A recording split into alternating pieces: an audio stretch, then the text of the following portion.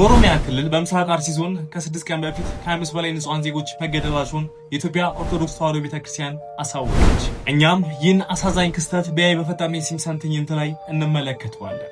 በኦሮሚያ ምስራቅ አርሲ ዞን ቤተሰብ እና ህፃናት ባልታወቁ ሰዎች ከቤታቸው ተወስደው በአሰቃቂ ጥቃት ይገደላሉ። የዓይን እማኞችም ጥቃቱ ያነጣጠረው በበርካታ የአካባቢው ማህበረሰቦች ውስጥ በሚገኙ የኦርቶዶክስ እምነት ተከታዮች ላይ እንደሆነ ይናገራሉ። ቢዛም ከ2021 ጀምሮ በኦሮሚያ ተመሳሳይ ጥቃት እየጨመረ መምጣቱን ታስታውሳለች። ማርችም ይህን ከፈጸሙት እጅግ አስከፊ ጥቃቶች መካከል አንዱ ነው በማለት ታለቅሳለች። ኬንት ፕሮክማንም መንግስት ሰላማዊ ዜጎችን እንዲጠብቅና አጥቂዎቹን ለህግ እንዲያቀርብ በሪፖርቱ ላይ ይዘግባል።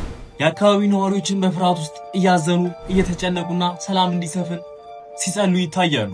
የሀገር ውስጥ ኮንተንት ክሬተሮችን ጉዳዩ በዓለም አቀፍ ደረጃ እንዲታወቅ የዓለም አቀፍ ቻናሎች ኮመንት በዚህ ዜና እንዲጨናነቅ መልእክታቸውን ያስተላልፋሉ። ዜናውን በዓለም አቀፍ ደረጃ በስፋት መዘገብ ይጀምራል። መንግስትም በዓለም አይን የሀገሩ ኢሜጅ እንዳይጠፋ በአስቸኳይ ለሞቱት ቤተሰቦች ካሳ እና በአካባቢው ላሉ ነዋሪዎች የደህንነት ዋስትናቸውን ያረጋግጥላቸዋል። ይህ እውነት እንዲሆንና ስጋት ባለባቸው ቦታዎች ላይ ለሚኖሩ ህዝቦች ደህንነታቸው እንዲረጋገጥ ይህንን አሳዛኝ ዜና በዴይሊ ላይን ፔጅ እና ዴይሊ ሜል ላይ በመግባት ኮሜንት ላይ በመጻፍ እንደተለመደው ተባብረን እንዲዘግቡት ማድረግ ይኖርብናል።